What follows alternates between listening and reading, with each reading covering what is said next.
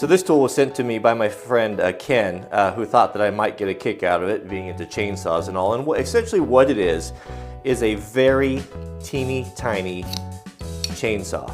You know, and I would, you know, there's a lot of crummy tools out there. There's a lot of, you know, marketing nonsense, and they're, you know, kind of fly-by-night companies, and you kind of expect that trash, you know, from a lot of people. You don't expect it from Bosch, or I wouldn't have years ago. You know, growing up, Bosch was a premium tool. It was you know, I grew up in the trades. My dad was a general contractor. Grew up with tools. Tools were a huge portion of our life, and Bosch we rarely bought them. They were a premium brand. They were expensive. They were German, right? Well, I don't know what's happened to Bosch, but I don't like the tools anymore, and I think a lot of people don't. I don't think they're very good. I know it's it's a kind of a blanket statement, but that's been our experience. So if you've never seen one of these things, it's because they're not, I don't believe they're available in the United States. This came with the charger, and it had that crazy European, you know, horizontal plug deal, and I had to use like my travel adapter just to get a charge on it. And the fact that it's green instead of that Bosch blue, I believe that this is kind of geared towards the homeowner type of market, or the DIYer, not so much the commercial market. But even that being said, it staggers me that the German engineers actually spent time and resources on this, and they had to know. They had to know when they produced it and they were using it in a shop condition that it was absolute rubbish. But they put it out there anyway. You know, and I don't know who this would appeal to. I mean, you would have to be an absolute ignoramus to think that this thing was actually a viable tool, or something that would contribute to your workload, or that you could even do any sort of nice work with it at all. So what it is, just quickly before we'll put it to the test, is a 12 volt, 2.5 amp hour tool. It's got the, you know, it's got the little tiny homeowner style batteries. It's got a lanyard you can't take off. It's off now. What's this supposed to be? There's a battery indicator telling me that the battery has charge but no level. You know, I know it has charge, it's moving, right? If we open this thing up right here, this is of course the replaceable blade. And this in itself, I mean, just as a novelty, is kind of cool. I mean, it's a very teeny tiny, self-contained, self-lubricated chainsaw blade. I mean, when I first saw it, it was kind of neat, self-tensioning right there. I mean, it's well put together. I mean, you look at it and the feel of it and the plastic and all of that. I mean, it feels quality. It even says, what, it's Germany here? Was it? No, it's made in Hungary, not Germany. I don't know much about Hungary, but as far as well, it is well put together. I mean, it's not bad, but what would you ever use it for? So they market it, I went and watched their instructional videos, and they marketed it as, okay, so you can use it at the wood shop, you can cut 2x4s with it, you can cut plywood, and they were really proud of the fact that you could plunge cut. You know, plunge cutting, you can plunge cut with a reciprocating saw, but it takes a lot of skill, and it's, you know, it's kind of hazardous. So you could plunge cut if you wanted to cut a mortise or something like that. And then your ladies could take it out and she could trim little branches as long as they weren't like over this big. I mean, it's just laughable. Let me show you. Let's put it to the test. Let me show you what I'm talking about. Let's start with something very simple. How about we start with a piece of 3/4 inch plywood? I mean, what could be more ubiquitous than 3/4 inch plywood in the common man's shop, right? And so you need to make a cut, right? You want to be precise. We want to do precise work. You know, we take pride in our work, and we buy good quality German design, Hungarian made Bosch tools, right? We need to cut a notch on there, and like, I know what to do. I have just the tool here. Let's see what we can do here with it.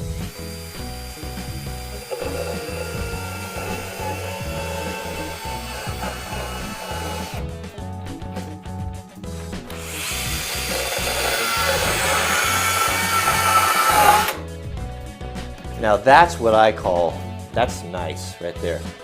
Don't you enjoy that tear out? Look how effective that was, and look how clean and straight all the edges are. I mean, are you kidding me?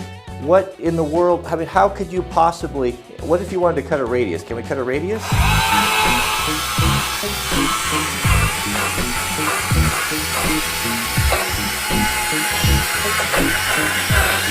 Oh yeah, that's just beautiful. Look at the tear out. I mean, what? I don't even know what to say. Okay, so it's plywood, and we have a veneered surface on there, and of course, that's not the toughest wood right there. How does it do if we want to cut maybe a piece of hardwood? Let us try a piece of maple, right? Of course, as woodworkers, we want to use nice hardwood and making something for loved ones or Christmas things. We want to do some nice work, and of course, we've got our beautiful German-designed, Hungarian-built tools that we spend our hard-earned money on. We expect performance from that, right? Well, what's to do with hardwood?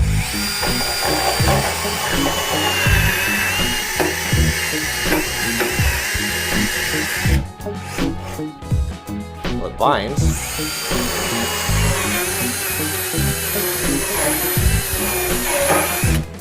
Good grief, are you joking? I mean, I just don't understand what in the world. I just don't have the words. Harnessing the power of my electron microscope, we can get some close detail shots in here. I always get a lot of hate when I break out the electron microscope. People, I think they're just jealous that they don't have one. But I mean, just look. I mean, you can't cut straight. It's all. I mean, it's like imagine trying to do precision work with a chainsaw. I mean, it's that bad. It binds in the kerf. It tears everything out. It's not suitable for anything that would require any sort of precision or even just a basic straight cut. And of course, supporters of the NanoBlade technology are going to say, well, it's not a precise tool, it's just made for just cutting ends off or just trimming stock. I don't know what these cost in the old country, but I saw one on eBay that was available with the charger for $199 plus $16 for shipping. So over $200 to get it to your door. So let's do a little test here. Cutting stock. We have a 2x2 right here of soft fir. And I'm going to and I've got a $27 Japanese pole saw. I'll get every advantage. I'll even use my left hand, which I'm rubbish with, and we'll see which one gets through the stock first. You ready? This is gonna be harder than I may have planned. Go.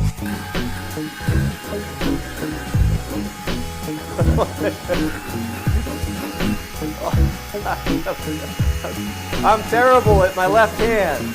Even with that.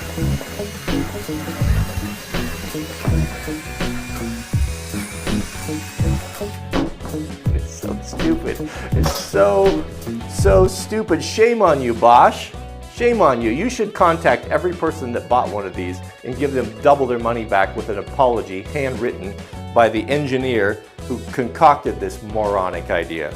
I can just imagine the Bosch engineer watching this video. Okay, man, well, maybe it wasn't quite super good at the woodworking, but it's really great in the garden.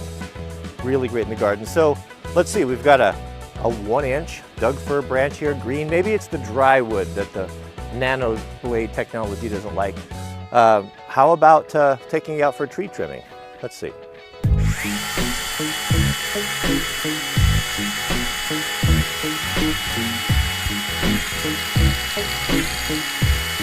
I'm not yet halfway through.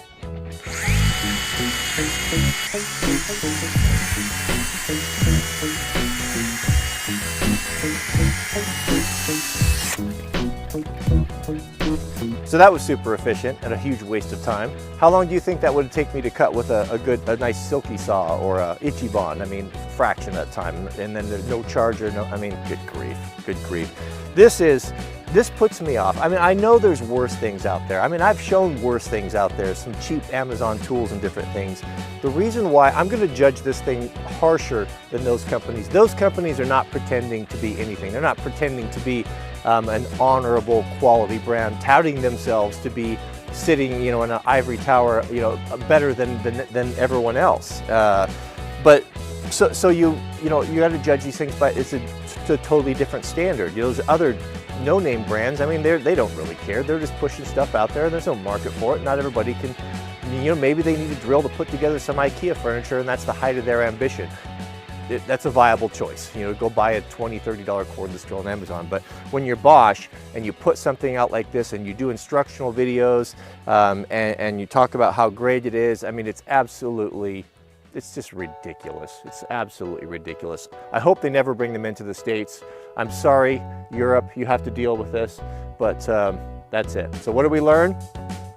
We learned that it's horrible. Thanks for watching. We'll see you guys on the next video.